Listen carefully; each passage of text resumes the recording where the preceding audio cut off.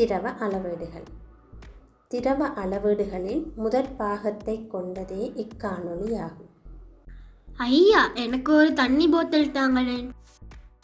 பிள்ளைகளே, இக்காட்சியை கவனித்தீர்களா? வாங்கிய தண்ணீர் போத்தலில் 500 மில்லிலீட்டர் என குறிக்கப்பட்டிருப்பதை நன்றாக அவதானியுங்கள். இந்த வாளியில வெள்ளை நிற பெயிண்ட் 4 லிட்டர் இருக்கு. வெள்ளை நிற பெயிண்ட், அதாவது வெள்ளை நிற பூச்சு உள்ள இவ்வாளியில் அவ்வளவீடு குறிக்கப்பட்டிருப்பதை உற்று நோக்குங்கள்.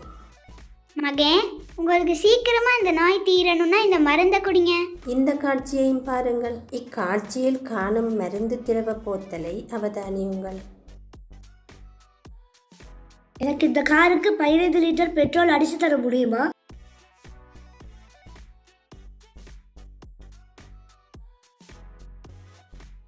இம்மோட்டார் வண்டி எரிபொருள் நிரப்பும் நிலையத்தில் எரிபொருளை, அதாவது பெட்ரோலை நிரப்பிக் கொண்டிருக்கும் போது அவ்வியந்திரத்தின் திரையில் அவ்வளவீடு தோன்றும் விதத்தை உற்று நோக்குங்கள்.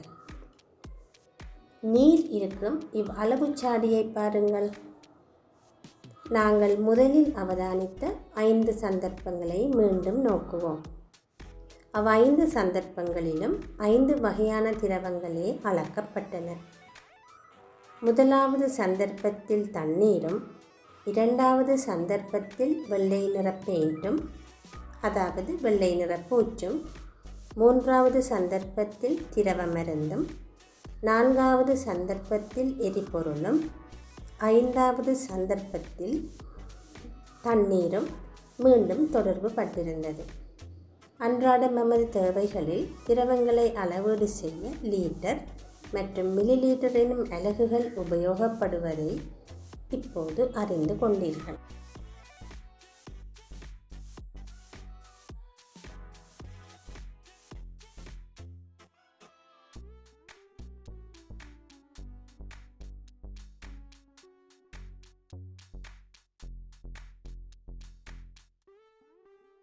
ஐம்பது மில்லிலீட்டர் என்பது குறியீட்டு வடிவில் எப்படி காண்பிப்பது என்று இப்போது காணுகிறீர்கள். 750 மில்லிலீட்டரை குறியீட்டு வடிவில் எழுதப்பட்டிருப்பதை இப்பொழுது காணுகிறீர்கள்.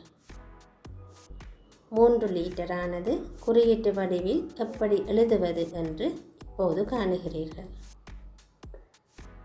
நீளம் தொடர்பாக கற்கும் போது நீளத்தை அளக்கும் அலகு மீட்டர் என்றும், சின்னஞ்சிறிய நீளங்களை மில்லிமீட்டர் என்னும் அலகை உபயோகித்து அளக்கலாம் எனவும் அறிந்து கொண்டோம். அத்துடன் 1 மீட்டரானது 1000 மில்லிமீட்டருக்கு சமன் எனவும் அறிந்து கொண்டோம். இத்தொடர்பை போலவே 1 லிட்டர் 1000 மில்லிலீட்டருக்கு சமனாகும்.